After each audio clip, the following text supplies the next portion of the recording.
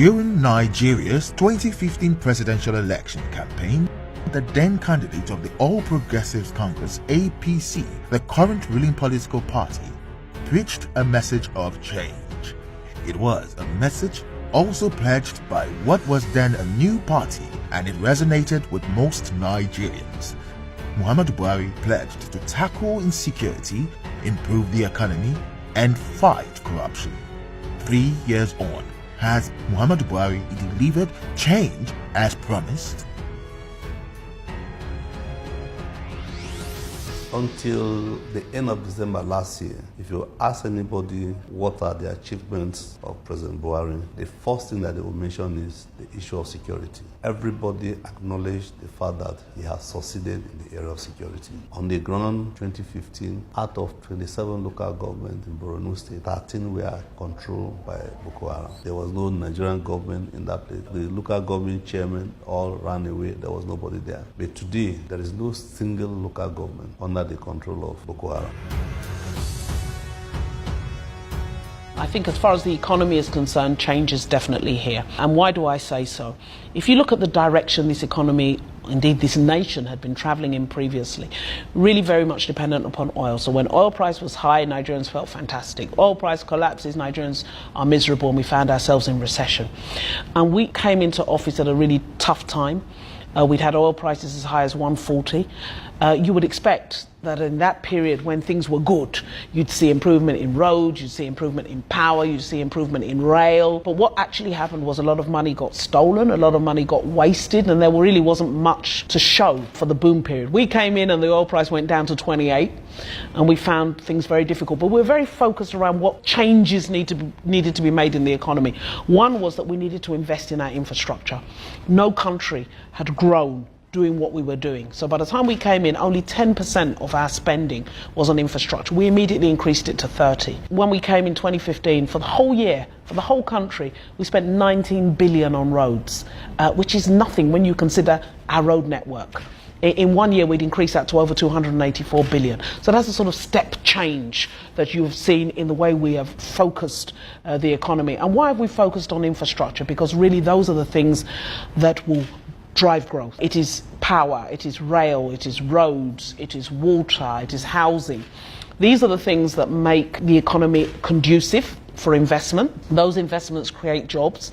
Those jobs create wealth and create livelihoods for our people, improve our standard of living, and improve the wealth of the nation. So that was the focus of this government, alongside all the other things which you've talked about: fighting corruption, improving security. But on the economic front, we just had to change our focus from being reliant on oil and just spending the oil proceeds to actually converting that oil wealth into real wealth for our people. Absolutely. The administration has delivered on change and is delivering on change, because change is going to continue. The economy is actually performing very well. All the key indices, inflation is coming down, foreign reserves are going up, and if you look at things like growth, the economy is growing at an increasing pace. If you look at things like the stock markets, that measure sort of how companies are doing, Nigeria was one of the top performing stock markets in the world last year, and that trend has continued into 2018. Now, there is no question we went through a bad patch, but there is also no question that we have responded to the crisis in a way that, like the saying goes, a crisis is too good an opportunity to waste. We did not waste the crisis. We did not waste the recession. And I think the benefits will continue to show in a way that people will accept that Nigeria actually, for the first time, is implementing a robust diversification agenda that is working, in terms of industrialization, in terms of attracting investments, in terms of robust trade with our neighbors, as well as trading in a way that is good for Nigeria and promotes the well-being of Nigerians and promotes investment in Nigeria and value adding in Nigeria. Our Buy Nigeria initiative, which is the idea of encouraging local production, is also working. I'm sure you know that Executive Order 3 deals with government procurement to say that 40% of what we procure, goods and services, must be locally made. We have never had anything like that before. So I think there is just a raft of initiatives that we have undertaken as a government. The administration has lived up to his promise. To commend this administration for giving us a diversified